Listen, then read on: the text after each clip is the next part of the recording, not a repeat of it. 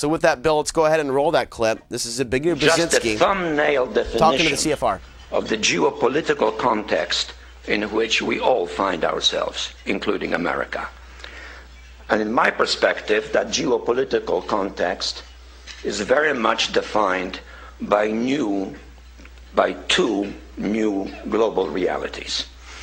The first is that global political leadership, by which I mean the role of certain leading powers in the world, has now become much more diversified, unlike what it was until relatively recently. Relatively recently still, the world was dominated by the Atlantic world, as it had been for many centuries. It no longer is. Today, the rise of the Far East has created a new, but much more differentiated global leadership. One which, in a nutshell, involves, if one can hazard an arbitrary list of the primary players in the world scene. Primary players. The United States, clearly. Maybe next to it, but maybe the European Union. I say maybe because it is not yet a political entity. Certainly, increasingly so, and visibly so, China. Russia, mainly in one respect only, because it is a nuclear power co-equal to the United States. And thanks to the fact that we gave them weapons, of course they're a superpower. In all of the major indices of what constitutes global power. Of course there's another reason for us to be robbed of tax dollars to build up this military machine. Of course, Brzezinski, of course. Germany, France, Great Britain, Japan, certainly, although it does not have a politically assertive posture. India is rising. And then in the background of that, we have the new entity of G20, a much more diversified global leadership, lacking internal unity, with many of its members in bilateral antagonisms. That makes the context much more complicated. Infighting. The other major change in international affairs is that for the first time in all of human history, we've got so much info.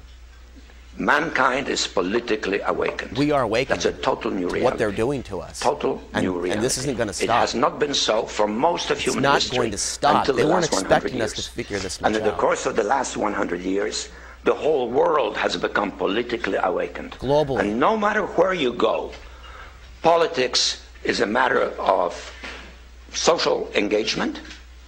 And most people know what is generally going on in the world. Wherever Rockefeller goes, he's confronted by those that know his globalist agenda.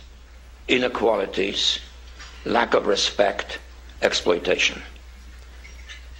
Mankind is now politically awakened and stirring. And this is a threat to their one world order. The combination of the two, a diversified global leadership, politically awakened masses, makes a much more difficult context for any major power, including currently the leading world power, the United States. There you go. Keep playing it. I really enjoyed your presentation, but I'm wondering, how would you rate the United Nations in helping solve some of the geopolitical problems we've had? Some people say they're not adding a lot of solutions, and some people even suggest we should have another organization internationally that can do the job that the United Nations should be doing. And even people are talking about one world governments. I mean, how do you view the UN right now? Well, there should be such an organization. The word "should" implies that there is a kind of moral imperative or need for it.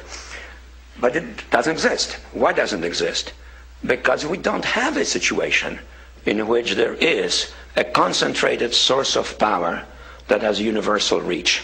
Not even America has that. He sees this as a problem. So the United Nations functions well in areas in which it is possible to generate consensus. And that deals usually with elements pertaining to human suffering, consensus, buzzwords, or to well-being. He's a nice guy, or to though. Health. He likes us. For example, the Food Organization, the Health Organization, the relief agencies, or arbitration of conflicts of secondary importance. Like hands around the neck. In which the international community can kind of endorse what the UN is doing. Thriller. But the UN is not a world government. The UN, when it comes to politics, is based on a fiction. Namely, 190 states which are members, each of which is co-equal with the others, except for the 5 that have the veto right. in the Security Council. You know, that table there, you know. So it is an organization which reflects the ongoing diversity it's like a model of the world. table of the world. Let's bomb this country. As a consequence, we have to realize that real solutions to political problems, to political conflicts, come from those entities that have power and have the willingness or the ability to coalesce or get stymied in the process or even go into conflict. The UN can deal with areas regarding which there's a great man deal has of been international compared to consensus, the Emperor from like Star the ones Wars. I've mentioned. And that reality is going to continue for some time to come. But keep playing it. This is that quote I mentioned earlier. The technotronic era involves the gradual appearance of a more controlled society, such a society would.